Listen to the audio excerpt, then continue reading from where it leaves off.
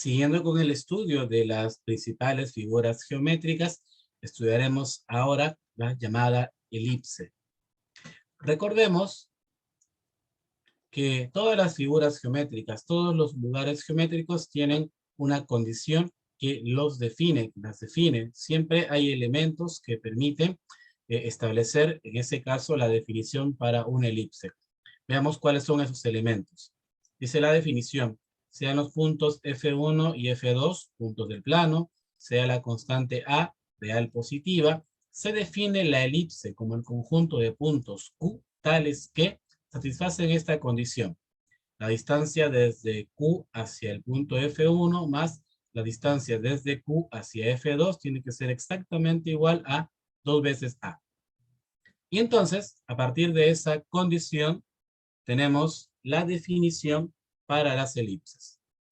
Nuevamente, está formada por los puntos Q. Recuerda que aquí Q representa un punto cualquiera de la elipse que cumple esta condición.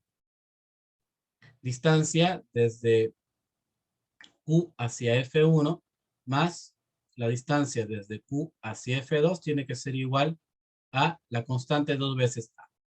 No olvidar que F1, F2 y la constante A minúscula deben estar dadas al inicio del problema, ¿ok? Deben venir como elementos que definen a la elipse. Es por eso que para darle nombres adecuados, vamos a convenir en que F1 y F2 son los llamados focos de la elipse.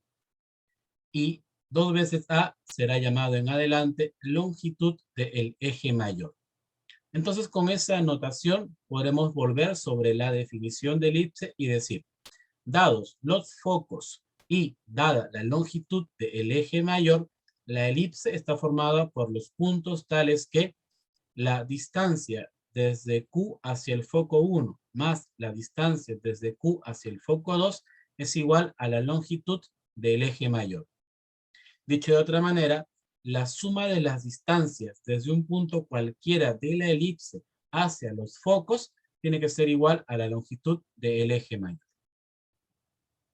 Con esa definición, ¿ok? Entonces podemos ya resaltar que los elementos importantes para definir una elipse son dos.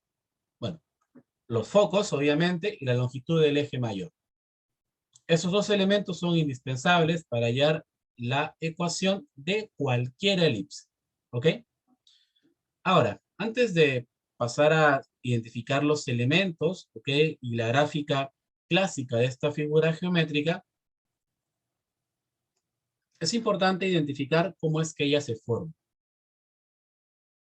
Y eso lo vamos a hacer aquí un poquito en borrador nada más. En las aplicaciones de geometría dinámica, uno puede eh, visualizar esta idea que voy a comentar aquí con un poquito más de precisión y un poquito más bonito, ¿no? Software como GeoGebra y hay otros por ahí de libre descarga donde uno puede ir evidenciando cómo es que se define la elipse. Digamos que tenemos a los focos y recuerda que otro elemento importante es la longitud del eje mayor. Digamos que sea 15 para fijar ideas. Entonces, la elipse va a estar formada por todos los puntos Q. Todos, hay que buscar en el plano todos los puntos Q que cumplan esta condición, que la suma de las distancias desde dicho punto hacia los focos tiene que ser siempre 15.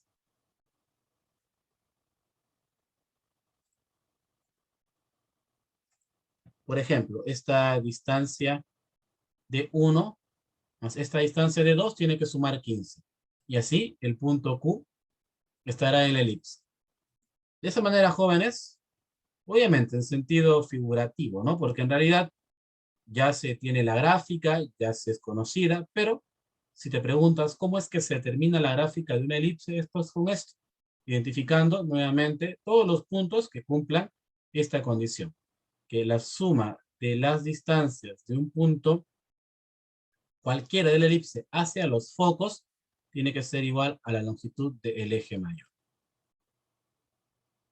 Si hacemos eso con bastante cuidado, encontraremos una gráfica más o menos como esta. Algunos autores suelen indicar que una elipse puede verse como una circunferencia, pero entre comillas estirada. ¿Ok? Muy bien. Veamos cuáles son los elementos importantes de esta figura geométrica y sobre todo cómo es que las propiedades de estos elementos nos pueden ayudar a enfrentar los problemas de esta cónica. Ok. Aquí está la gráfica puesta, es la figurita de verde, ¿ok? Están los focos que definen a toda elipse y está la longitud del eje mayor, 2 veces A minúscula, que ahora vamos a referenciar. El primer elemento importante es la recta que pasa por los focos. Aquí la recta L1 es el eje focal. Es fundamental porque las elipses siempre se orientan de forma, digamos, que siguen al eje focal. Es como una recta que determina cómo realizar la gráfica. ¿Okay? No solamente eso, pero ayuda mucho en cómo realizar la gráfica. Así que el eje focal es la recta que pasa por los focos.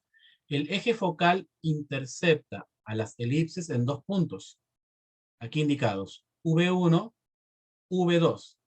Esos se llaman vértices de la elipse. ¿Ok? La intersección del eje focal con la elipse se denomina vértices de la elipse. Se cumple que la distancia entre los vértices es exactamente igual a la longitud del eje mayor. ¿No? Si te preguntas cuál es el eje mayor del cual se habla en la definición, pues es el segmento que une a los vértices. El punto medio del eje mayor, es decir, el punto medio del segmento que une a los vértices, está aquí, es el punto O y es llamado centro de la elipse. Repito, O, punto medio del eje mayor, es el llamado centro de la elipse y es otro elemento fundamental para esta figura geométrica. Por el centro pasa una recta que es perpendicular al eje focal. En este gráfico es la recta 2, llamada eje normal. Es una buena recta que sirve como referencia para poder graficar la elipse. Sobre el eje normal vamos a encontrar el llamado eje menor, que es el segmento este B1, B2. ¿Ok? B1, B2 es llamado eje menor de la elipse. ¿Sí? Noten por favor que el eje focal es una recta tal que contiene a los 5 puntos importantes de nuestra figura geométrica. Contiene a ambos focos, contiene a ambos vértices y también contiene el centro de la elipse. Eso es importante, porque desde que siempre trazaremos el eje focal, una manera es identificándolo con 2 de estos 5 puntos. Por ejemplo, si tenemos conocidas las coordenadas de los 2 focos, la recta que los une es el eje focal. Si tenemos conocidos los 2 vértices, la recta que los une es el eje focal. Si tenemos un vértice y un foco también, la recta que los une es el eje focal. Si tienes el centro y un foco, o el centro y un vértice también, 2 de esos 5 puntos importantes, ¿ok?, serán suficientes para trazar el eje focal. Esos detalles aparecen aquí. Yo los voy a dejar para que tú lo puedas observar. Están en orden que lo hemos comentado. El eje focal, tenemos el eje normal. Se cumple que ambos son rectas perpendiculares. ¿Ok? Y eso ya sabes que es importante porque si rectas son perpendiculares, el producto de pendientes es -1. Tenemos a los vértices. Recordar que el segmento que une a los vértices es llamado eje mayor. Es el mismo eje mayor de la definición.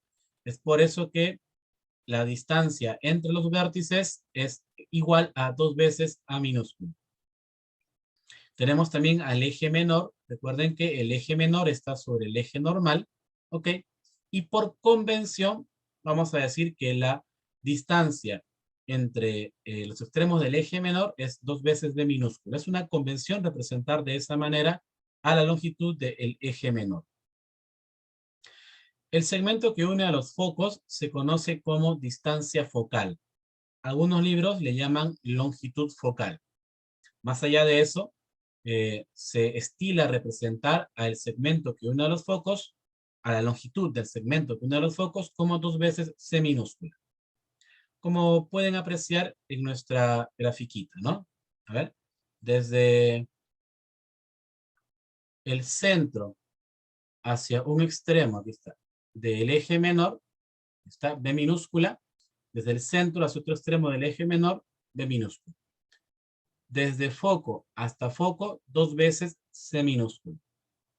Desde el centro hacia un vértice, A minúscula.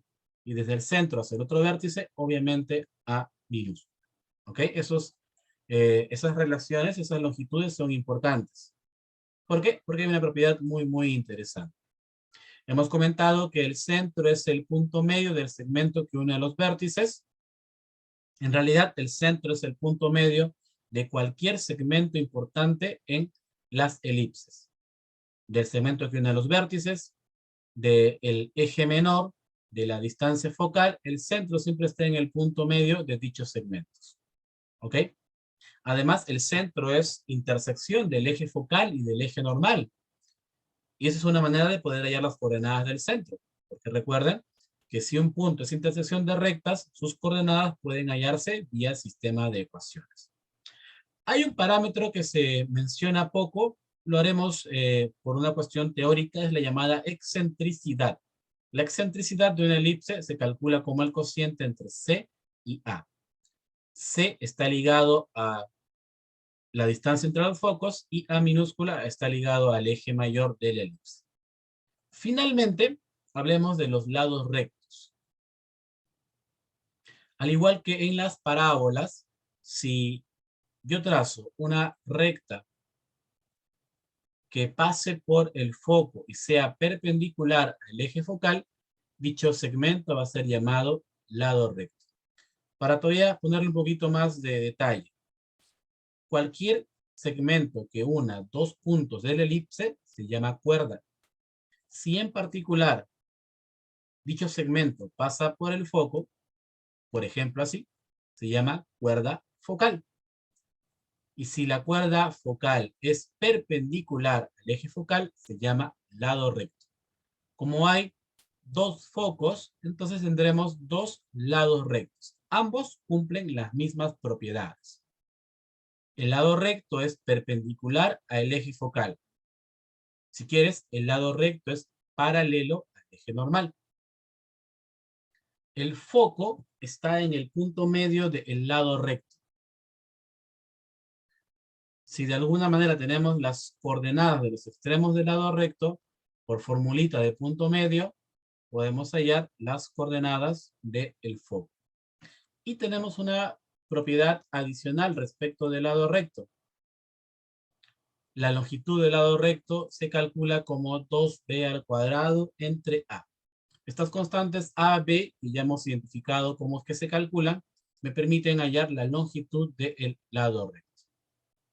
Y finalmente tenemos una relación muy importante, muy elegante, por cierto, una relación pitagórica que se cumple en todas las elipses. Gente de ciencias, noten por favor, en todas las elipses hay tres parámetros, tres constantes muy importantes. A minúscula, distancia del centro al vértice. B minúscula, distancia del centro a un extremo del eje menor. Y C minúscula, distancia desde el centro de la elipse hacia cualquier foco. Esos tres parámetros se enlazan en esta formulita, ya lo decía, muy elegante, que hace mención un poquito al teorema de Pitágoras. A al cuadrado es igual a la suma de cuadrados de B y C. Por ejemplo, si yo tengo el valor de A y tengo el valor de C, puedo hallar B. O viceversa. Si tengo el valor de C y el valor de B, puedo hallar A. En algunos otros escenarios, trabajaremos de manera común con la longitud del lado recto y esta relación pitagórica, tal vez formando un sistema de ecuaciones, ¿ok? Para poder hallar el valor de la constante A, tan importante al momento de determinar la ecuación de una elipse, ¿ok? Así que estos son los elementos más importantes de nuestra figura geométrica. Tengan en cuenta, por favor, sus propiedades, cómo se relacionan. Tengan en cuenta, además, esta gráfica. Lean entre líneas, ¿no? El gráfico. Utilicen, por ejemplo, detalles como, ya lo decía, Una manera de identificar el eje focal es con dos de estos puntos. La elipse siempre se grafica en la dirección del eje focal, ¿ok? Siempre el foco está en la región intermedia entre el vértice y el centro. Esos detalles les van a ayudar a enfrentar los problemas.